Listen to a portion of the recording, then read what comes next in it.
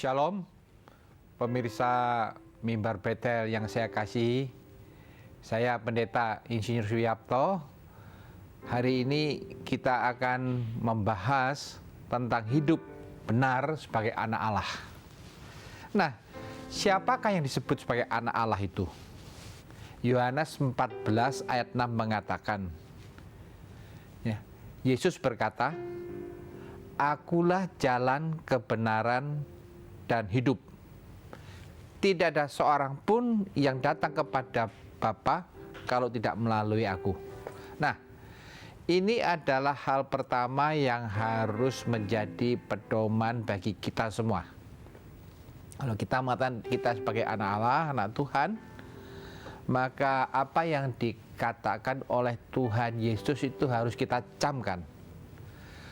Bahwa jalan kebenaran itu dan hidup yang kekal itu hanya ada satu jalan, yaitu melalui Tuhan Yesus. Ya. Sekali lagi saya ulang, Yohanes 14 ayat 6 mengatakan, Yesus berkata, "Akulah jalan dan kebenaran dan hidup. Tidak ada seorang pun yang datang kepada Bapa kalau tidak melalui aku." Nah, pemirsa sekalian, siapakah yang disebut sebagai anak-anak Allah itu? Karena judul kita adalah hidup benar sebagai anak Allah. Jadi kita harus tahu siapa anak Allah itu. Yohanes 1 ayat 12 itu mengatakan, yang pertama ya, semua orang yang menerimanya diberinya kuasa supaya menjadi anak-anak Allah, yaitu mereka yang percaya dalam namanya. Jadi siapakah yang disebut sebagai anak Allah? Yang pertama adalah kita yang percaya kepada nama Yesus. Ini penting, kita sebagai anak-anak Tuhan, kita sebagai orang Kristen, kita yang mengaku Yesus adalah Tuhan dan Juru Selamat kita, ini yang mendasarin kita dalam kehidupan rohani kita, dalam kehidupan seharian kita. Kita harus mengaku Yesus itu adalah Tuhan dan Juru Selamat. Jadi yang disebut sebagai anak yang pertama itu adalah kita yang percaya kepada Tuhan Yesus Kristus. Yang kedua, siapa yang disebut anak Allah itu? Roma 8 ayat 14 mengatakan, semua orang yang dipimpin Roh Allah adalah anak Allah. Semua orang yang dipimpin oleh Roh Allah adalah anak Allah. Jadi hal yang kedua, siapa yang disebut sebagai anak Allah? Itu yaitu mereka yang dipimpin oleh Roh Kudus. Jadi kalau nggak dipimpin oleh Roh Kudus, nggak bisa disebut sebagai anak Allah. Yang ketiga, Ibrani 12 ayat 10 mengatakan, sebab mereka mendidik kita dalam waktu yang pendek sesuai dengan apa yang mereka anggap baik, tetapi Dia, ya Tuhan, mengajar kita untuk kebaikan kita supaya kita beroleh bagian dalam kekudusannya. Jadi hal yang ketiga, siapa menurut ayat ini disebut sebagai anak Allah? Yang mau menerima didikan Tuhan agar kita membuang semua sifat-sifat dosa kita, sehingga kita menjadi benar dan kudus di hadapan Allah. Jadi hal ketiga yang disebut sebagai anak Allah adalah yang mau menerima pengajaran atau pendidikan dari Tuhan dan mau membuang semua sifat-sifat dosa kita. Ya, dengan demikian hidup kita menjadi benar dan kudus di hadapan Allah. Ini disebut sebagai anak Allah. Nah, yang keempat, siapa itu anak Allah? Roma 8 ayat 17 mengatakan, dan jika kita adalah anak, berarti kan jika kita adalah anak, maka kita juga adalah ahli waris. Maksudnya orang-orang yang berhak menerima janji-janji Allah, yang akan menerima bersama-sama dengan Kristus, yaitu jika kita menderita bersama-sama dengan Dia, supaya kita juga dipermuliakan bersama-sama dengan Dia. Jadi hal yang keempat, siapa itu anak Allah? Anak Allah adalah pewaris janji-janji atau kekayaan Allah, baik di bumi maupun di surga. Nah, kalau kita sudah tahu siapa anak Allah itu, ya saya ulang sekali lagi ya, anak Allah itu adalah yang pertama kita yang percaya kepada nama Yesus. Yang kedua, anak Allah adalah mereka yang dipimpin oleh Roh Kudus. Yang ketiga, yang mau menerima didikan atau pengajaran dari Allah agar kita membuang semua sifat-sifat dosa kita sehingga kita menjadi benar dan kudus di hadapan Allah. Yang keempat, sebagai anak Allah kita itu sebetulnya adalah pewaris janji-janji atau kekayaan dari Allah. Nah, itulah yang disebut sebagai anak Allah. Nah, mari kita mulai merenungkan, apa betul kita ini sudah menjadi anak Allah yang benar di hadapan Tuhan. Nah, Bapak Ibu Saudara sekalian, mari kita berbicara mengenai kehidupan doa kita. Kalau kita percaya dan mengakui bahwa doa itu adalah komunikasi kita dengan Allah, maka artinya kita itu berkomunikasi dengan Allah, Allah berkomunikasi dengan kita. Akan tetapi, sama halnya seperti bentuk komunikasi-komunikasi yang lain, tingkat relasi, tingkat kedekatan kita, tingkat hubungan kita, itu akan menentukan jenis komunikasi kita. Misalnya, kita dari Jakarta mau ke Singapura, ya 1,5 jam biasanya.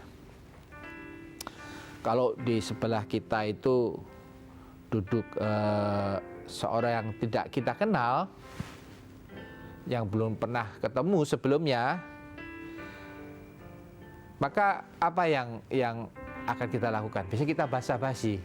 Setelah duduk, setelah kita pasang safety belt, ya, kita akan mulai mengajak dia berdialog, ya kan? Bapak mau ke Singapura. Kalau dia diam aja,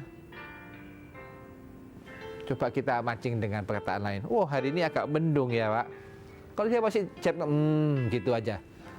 Apa yang kita lakukan? Kita akan coba memancing lagi dengan hal-hal yang lain supaya terjadi dialog.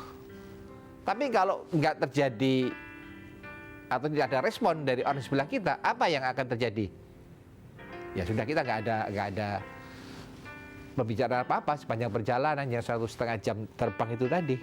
Kita akan duduk diam saja. Mengapa? Karena kita nggak punya kedekatan dengan orang di sebelahnya.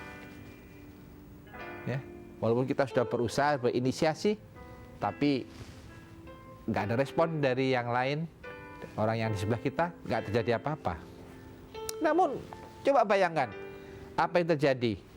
Seandainya di sebelah kita itu adalah teman akrab kita atau kekasih kita. Belum duduk pun pasti sudah berbicara terus-menerus dan tak berputus-putusnya. Pertanyaan pasti bukan basa-basi, mau ke Semarang ya? Atau ke Singapura ya? Pasti tidak begitu. Pasti tidak. Pasti pertanyaannya itu sudah timbul dari hati ke hati. Jadi perjalanan yang 1,5 jam dari Jakarta ke Singapura itu pasti singkat dan menyenangkan. Mengapa? Karena komunikasi kita lancar. Maka itu semakin dekat relasi kita, semakin akrab dan dalamlah tingkat komunikasi kita, kita pun akan semakin menikmati. Mengapa? Karena kita bisa berdialog dari hati ke hati. Ada kalanya kita menyadari bahwa tingkat kehidupan doa kita itu tidak lancar. Nah, ini yang sering menjadi keluhan dari banyak anggota jemaat kepada kita. Dia mengatakan, rasanya saya susah. Mau ngomong apa lagi waktu berdoa? Ya, udah saya sampaikan, saya nggak tahu mau berdoa apa lagi. Mungkin ada yang mengatakan, saya nggak tahu Pak, doa saya ya kayak telegram atau SMS atau WA, ya. Satu yang rutinitas. Selalu saya katakan Tuhan berkati ini, Tuhan berkati itu. Ketika semua sudah sampaikan, selesai, sudah nggak tahu mau ngomong apa lagi. Saya mengatakan, saya itu heran, kok bisa ya ada orang bisa berdoa berjam-jam. Saya nggak bisa tuh, ya. Tapi saya bisa baca koran, nonton TV berjam-jam. Tapi kalau doa kok nggak bisa ya? Nah, ini yang seringkali diungkapkan. Mengapa? Ya, kalau kita mau mendalami, sekali lagi ingin saya sampaikan bahwa hubungan Anda dengan Tuhan itu nggak cukup dekat. Ada seorang tokoh Pentakosta yang sangat terkenal, salah satu pelopor dari gerakan Pentakosta di dunia ini, Smith Wigglesworth. Ya, Smith Wigglesworth itu seorang Inggris. Dia dari keluarga yang miskin. Dia dari kecil hidup dalam keadaan susah, ya, sehingga nggak bisa sekolah. Dari kecil nggak bisa baca, ya, apalagi nulis. Nggak bisa baca Alkitab. Tapi dalam kesaksian yang ditulis oleh begitu banyak orang, ya, dari koran, dari majalah, dari buku-buku, Smith Wigglesworth ini tidak pernah menulis buku. Tapi dari semua kesaksiannya itu menunjukkan bahwa Smith Wigglesworth itu mempunyai dan dipercayai Tuhan kuasa yang sangat luar biasa. Dari catatan yang dicatat oleh koran, ya, itu tercatat Smith Wigglesworth itu pernah menghidupkan kembali 16 orang. Sesuatu yang sangat spektakuler. Tentunya bukan dia yang menghidupkan, kuasa Tuhan yang ada dalam dirinya. Nah, ketika ditanya apa rahasianya, dia mengatakan, saya tidak pernah doa lebih dari 15 menit. Tapi saya tidak pernah melewatkan 15 menit tanpa berdoa. Loh, nggak pernah doa lebih dari 15 menit, tapi tidak pernah melewatkan 15 menit tanpa berdoa. Apa artinya? Artinya setiap saat, setiap waktu dia itu selalu bersekutu dengan Tuhan. Dia intim dengan Tuhan. Dia mempunyai kedekatan dengan Tuhan. Begitu luar biasa. Maka dia dipakai oleh Tuhan secara luar biasa. Sehingga dia bisa berdialog dengan Tuhan setiap saat, setiap waktu, kapanpun dia mau berdialog. Dia tahu betul apa yang jadi kehendak Tuhan. Dia tahu betul apa yang Tuhan inginkan dalam hidupnya dan apa yang harus dia kerjakan. Banyak yang bisa kita bahas tentang Smith Wigglesworth ini. Tapi yang ingin saya sampaikan poinnya, satu poin saja. Dia mempunyai kedekatan yang sangat-sangat dekat. Jadi intim dengan Tuhan. Itu yang membuat dia bisa berkomunikasi dengan Tuhan. Ingat loh, kita tadi katakan, doa itu adalah komunikasi dengan Tuhan. Artinya, kalau komunikasi itu dua arah. Ya, Tuhan berbicara kepada kita, dan kita berbicara kepada Tuhan. Kenyataannya seringkali kita cuma ngomong aja sama Tuhan, minta ini, minta itu, tapi tidak pernah mau mendengar suara Tuhan. Nah, Bapak Ibu Saudara sekalian, pemirsa yang saya kasihi, ketika kita merasa asing di hadapan Allah, ketika kita merasa tidak tahu mau berdoa apa lagi, dan rasanya kalimat-kalimat doa kita seperti basa-basi saja, pada saat itulah kita harus bertanya tentang kedalaman relasi kita dengan Tuhan.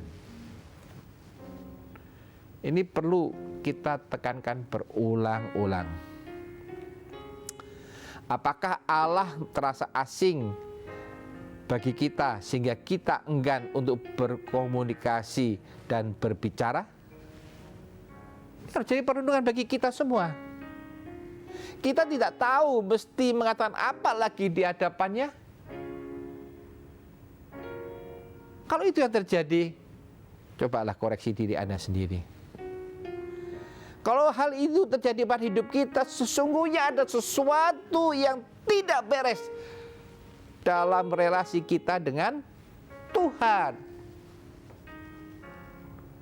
Seperti saya katakan tadi, apa rahasianya Smith Wigglesworth?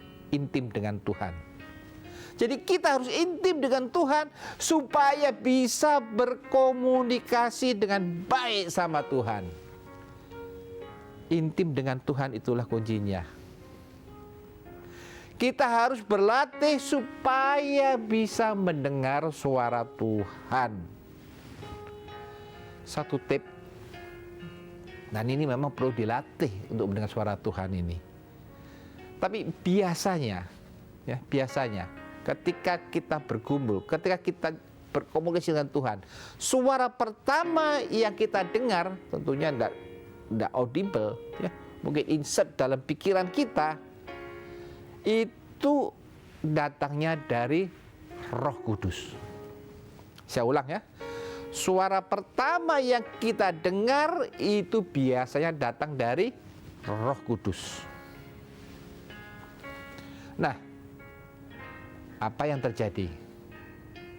Biasanya ya, ketika kita mulai berpikir, kita itu buat celah. Maka iblis mulai masuk. Ya. Ketika kita ada jawaban sebenarnya dari Tuhan, lalu kita bilang, apa iya sih? Nah, kita mulai berpikir, maka iblis itu akan masuk. 1 Petrus 5 ayat 8 mengatakan, sadarlah dan berjaga-jagalah. Lawanmu si iblis itu berjalan keliling sama seperti singa yang mengaum-ngaum dan mencari orang yang dapat ditelannya. Ini suatu peringatan yang sangat-sangat harus kita perhatikan. Ya, Tuhan telah berpesan melalui Petrus. Tuhan memberi pewahyuan kepada Petrus untuk menulis ayat ini, supaya kita sadar dan berjaga-jaga. Lawan kita si iblis itu berjalan keliling sama seperti singa yang mengaum-ngaum dan mencari orang yang dapat ditelannya. Artinya apa? Artinya ketika kita lengah, ketika kita membuat atau membuka celah dalam kehidupan kita, maka iblis itu akan masuk dalam diri kita. Ingat ini. Nah, dalam kehidupan kita ini ada 2 golongan orang. Yang pertama adalah orang yang memiliki hubungan sempurna dengan Allah. Ya. Orang yang memiliki hubungan sempurna dengan Allah. Siapa itu orang yang memiliki hubungan sempurna dengan Allah?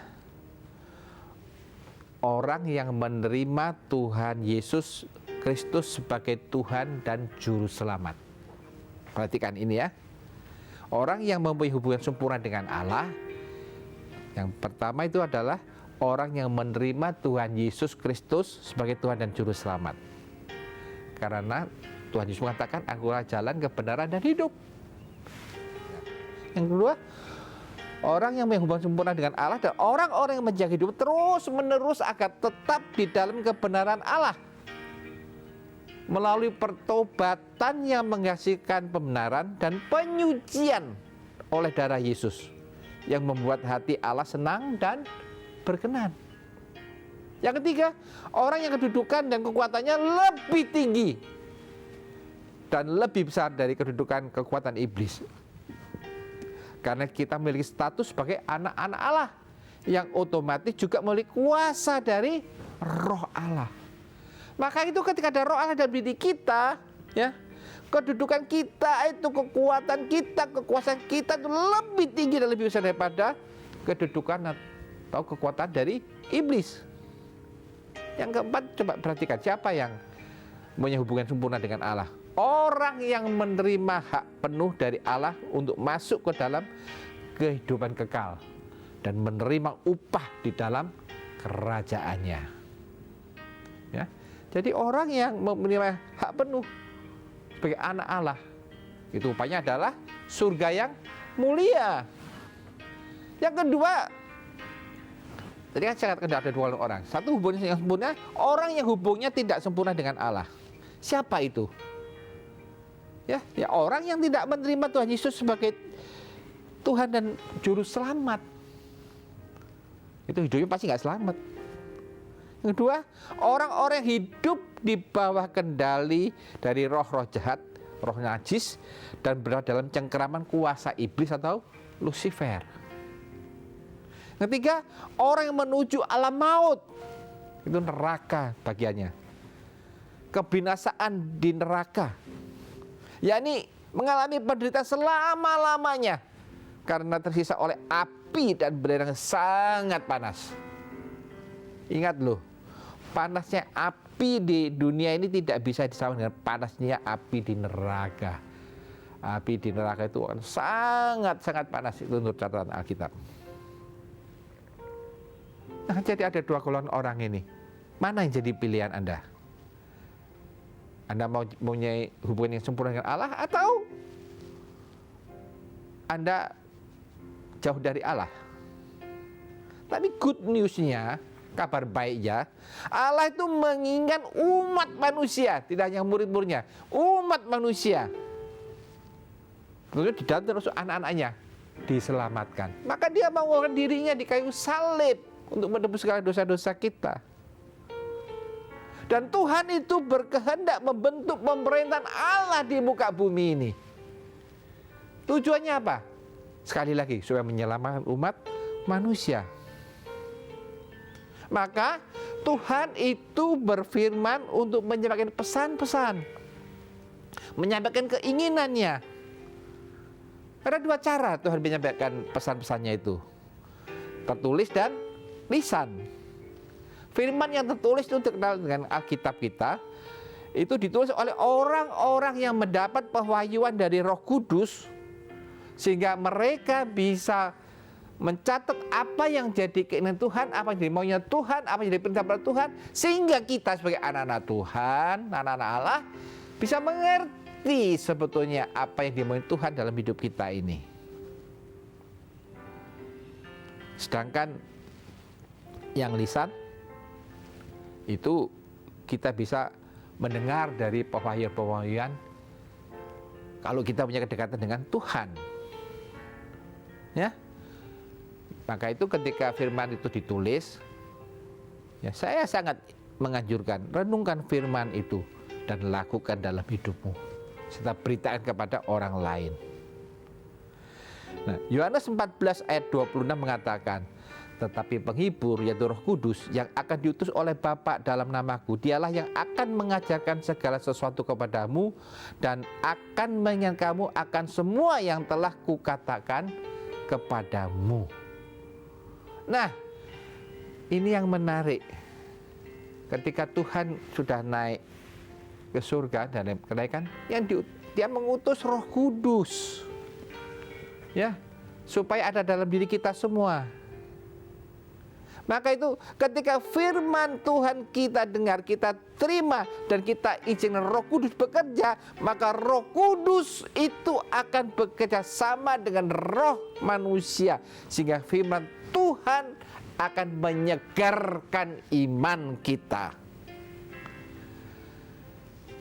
1 Tesalonika 5 ayat 23. Rasul Paulus mengatakan, tubuh kita ini terdiri dari roh, jiwa, dan tubuh. Ya, dan kita Paulus mengatakan roh, jiwa, dan tubuh kita itu harus kita pelihara dengan sempurna dan tak bercacat pada kedatangan Tuhan Yesus nanti, Tuhan kita. Apa itu roh? Roh itu diciptakan sebagai bagian yang paling penting pemegang kekuasaan dari seorang manusia untuk berkomunikasi dengan Allah. Jiwa itu diciptakan untuk mentaati perintah-perintah daripada roh. Dan tubuh itu diciptakan sebagai tempat tinggal dari jiwa dan roh kita. Ya, namun sejak manusia pertama itu Adam melakukan dosa ketidaktaatan, roh Adam sebagai bagian yang terpenting itu mati. Dan jiwa mulai memegang kekuasaan dalam diri manusia. Kemudian lebih banyak lagi manusia jatuh ke dalam dosa dan harus mengalami kematian karena mereka tidak dapat berkomunikasi lagi dengan Allah. Manusia bukan lagi menjadi manusia rohani, menjadi manusia jiwani, artinya dikuasai oleh jiwanya. Sedangkan kekuasaan jiwa manusia lebih berada atau masih berada di bawah kekuasaan kendali musuh, yaitu Lucifer atau setan. Oleh karena itu Allah Bapa yang adalah kasih mengutuskan anaknya yang tunggal, yaitu Yesus Kristus, turun ke bumi ini, dia disalib dan mati, mencurahkan darahnya menjadi korban pendamaian untuk menebus seluruh umat manusia dari dosa-dosa mereka. Nah, pada saat itulah ketika Roh Kudus dicurahkan dan Roh itu bekerjasama dengan Roh yang ada dalam diri kita, maka roh kita itu hidup kembali. Yang berarti kita memiliki hak untuk menjadi anak Allah. Dan sukacita akan segera memenuhi hati kita. Ini berarti bahwa roh manusia mulai berkomunikasi dengan Allah dan dapat mengenai jiwa dan tubuhnya dan berfungsi kembali sebagai Tuhan atau pemegang kekuasaan dari manusia. Itu juga berarti manusia telah ditebus oleh darah Tuhan. Mulailah takut akan Allah dan mentaati firman Tuhan, menyelesaikan tugas-tugas diwajibkan sebagai anak Allah. Nah, Bapak Ibu Saudara sekalian, Anda memiliki kerajaan surga sebanyak Anda memiliki roh. Hati Anda dengan surga yang terjadi kasih, kebenaran, damai sejahtera, dan sukacita oleh Roh Kudus. Maka izinkanlah Roh Kudus bekerja dalam diri kita supaya roh, jiwa, dan tubuh kita dikuasai benar-benar oleh Roh Kudus dan kehendak Tuhan terjadi dalam hidup kita. Pada saat itulah kita disebut sebagai anak Allah dan kita menjadi pewaris dari Allah. Dan dengan demikian kita akan hidup benar sebagai anak Allah karena kita menuruti segala perintah-perintahnya dan hidup kita dikuasai oleh Roh Kudus. Amin untuk firman Tuhan. Mari kita berdoa. Allah Bapa yang baik, kami tahu Kau sangat mengasihi kami semua. Untuk itu biarlah Kau mengajar kami semua ya Tuhan, untuk selalu hidup kudus di hadapan-Mu. Roh Kudus, bekerjalah dalam diri kami semua, sehingga kami bisa hidup seturut dengan apa yang Kau kehendaki. Jaga dan lindungi kami semua anak-anak-Mu ya Tuhan. Semua pemirsa acara ini ya Tuhan, biar Kau berkati. Turun atas mereka segala kuasa-Mu dan anugerah-Mu dan berkat-Mu, sehingga kelimpahan itu menjadi bagian dari kami. Terima kasih Bapa, kami serahkan semua dalam tangan-Mu. Dalam Tuhan kami Yesus kami berdoa. Amin.